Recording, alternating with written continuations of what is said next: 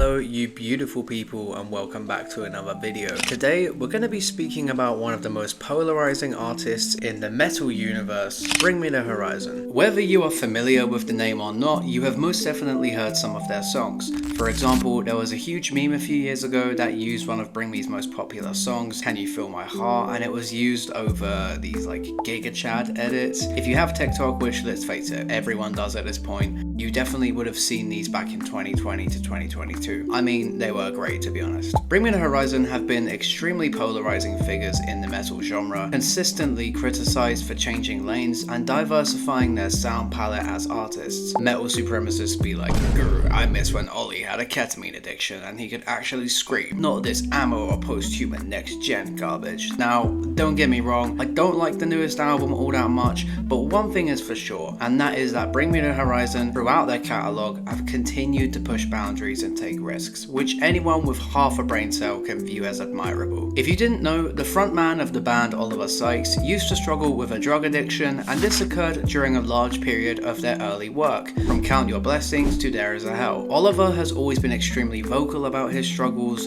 most especially on their magnum opus record Sempiternal. Their journey as a band has been truly remarkable, and with that being said, before we start diving into things, make sure to hit that subscribe button so you don't miss out on any future videos. I'm so passionate about creating these videos for you guys, and it means I'll be able to start monetizing from my videos soon, hopefully. With that being said, let's continue and go way back to the first chapter at the start of their career.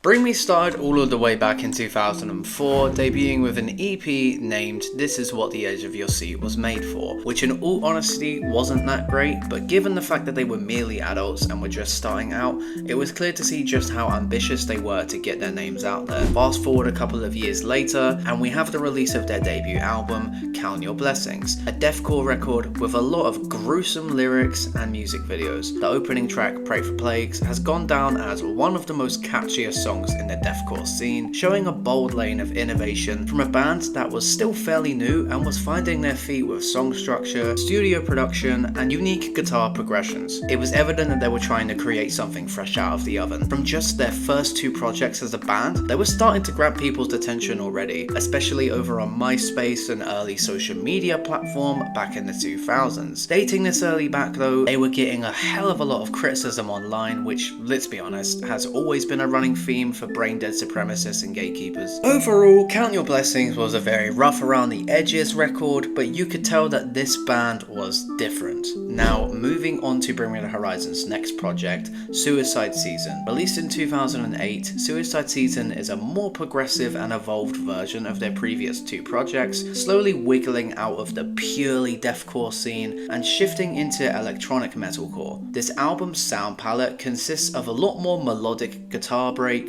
a range of vocal performances from Ollie, focusing more on stronger song structure and powerful lyrics. With that being said, the album consists of some of the band's heaviest work, especially the first two tracks of the album, The Come Down and Chelsea Smile, which have some of the nastiest metal drums and soaring riffs I have ever heard. Ollie's screams on this record are aggressive, gnarly, and as passionate as can be. Definitely 10 times better than the previous records, and you could tell that the band were really starting to find a way more polished sound, and in regards to their heavy metal stuff, I'd say Suicide Season is probably a lot of fan favourites. But now we move on to my personal favourite all-time album from the band. There Is a Hell, believe me, I've seen it. There Is a Heaven, Let's Keep It a Secret. Released in 2010. This album got me through so much, and I love it so much to the point that I actually had a tattoo done on my bicep dedicated to the opening track, Crucify Me. This album has one of the best openers I have heard on any metal record and hits you in the face with a dense and dramatic wall of sound. Thick guitar riffs accompanied by orchestral melodies that send you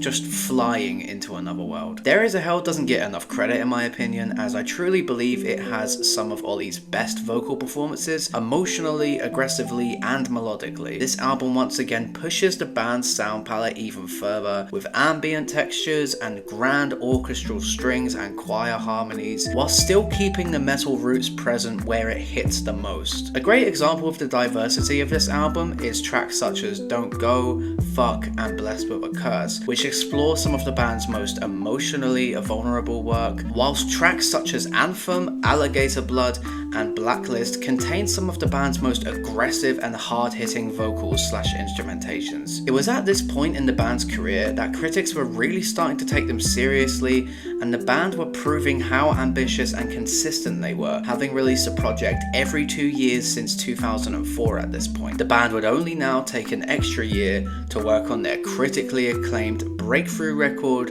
transitioning into the next phase of Bring Me the Horizon's legacy, Sempiternal. Released in 2013, Sempiternal takes all of the band's previous experience, influences, concepts, and comes out with a polished, matured, and theatric masterpiece. It is at this point in the band's legacy that Ollie had been through rehab for his substance abuse and sought to create one of the most impactful rock anthems of the 2010s, opening up about his abuse and his tribulations through rehab. This album won them several awards, such as the AMPAs in 2014 for Album of the Year, to which Ollie delivers an iconic speech upon accepting this award, discussing his battle with the drug ketamine. Get it going, get it going. Sempiternal, bring me the horizon!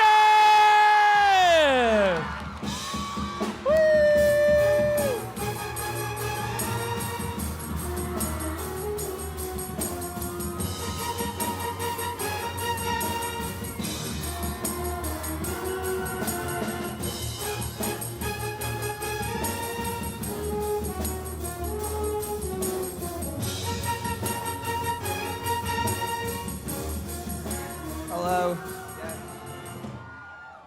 Right, I want to say something that I never thought I'd actually talk about. Before we wrote Sempiternal, I was a fucking drug addict. I was addicted to a drug called ketamine. I was on it for years and I was fucked off my head. And my band wanted to kill me, my parents wanted to kill me, my fucking brother wanted to kill me, everyone wanted to fucking kill me, they wanted to fucking take me to hell, but they didn't. They stood by me, they supported me through all that shit. And we wrote Sempiternal because of it. And no one fucking knows this. No one fucking knows this, but I went to rehab for a month. And through that time, as well as my fucking band and my family, you guys were sending me, you had no fucking idea that I was in rehab, but you were sending me letters, you were sending me texts, you were sending me fucking emails. And when I got out of that rehab, I didn't want to fucking scream anymore, I wanted to sing it from the fucking rooftops. And it's all thanks to you, so thank you very much. This album features some of the most iconic songs such as Sleepwalking, Can You Feel My Heart, and Shadow Moses. Sempiternal has some of Ollie's best vocal deliveries where he is now more than just a screamer, and we hear him properly singing almost for the first time. Which, to be honest, let's face it, with how long he'd been screaming for before this and just how aggressively he was doing so, it was only a matter of time before he had to calm down. In fact, he actually tore a vocal cord with how he was screaming prior to Sempiternal, with next to no vocal coaching up until this point. Dangerous, but impressive nonetheless. This now brings us on to the next era of Bring Me the Horizon's discography. That's The Spirit, released in 2015, and Ammo, released in 2019. So, you know how I said everybody used to hate Bring Me in their early days? Well, with these two records, this attitude came back into play. More specifically with Ammo, but we'll get into that shortly. With the band's great success with metalcore up until now in 2015, their next record,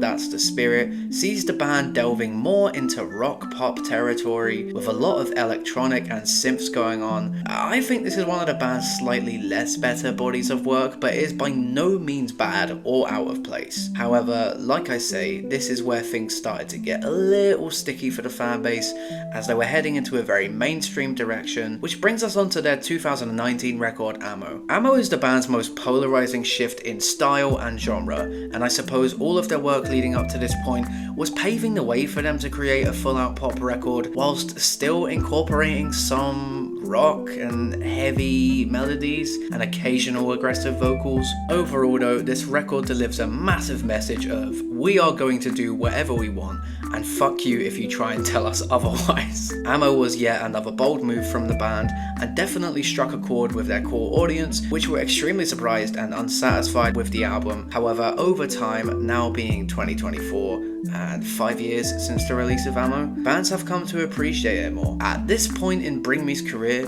they have gone from deathcore to full-blown pop. They had done it all, or so we thought, bringing us on to the latest era of Bring Me's career, the Posthuman era. Posthuman Survival Horror, an EP released in 2020 during the COVID pandemic and executively produced by Mick Gordon, the producer of the Doom soundtrack. This EP took the current expectations of the band at this point and completely flipped those expectations on their ass, returning to their heavy roots but with a cinematic, video game-esque twist. This EP packs a punch with the opening track, Dear Diary, seeing the return of Oliver's aggressive vocals and soaring metal riffs. The EP overall has this insane, cinematic, post-apocalyptic atmosphere and speaks socially and politically on the COVID pandemic and how it was handled by the government through tracks such as Obey, whereas One by One and Teardrops speak more on the personal struggles faced during lockdown. Ollie speaks on how during COVID he had completely lost touch of himself and who he thought he was. Being isolated had destroyed his ego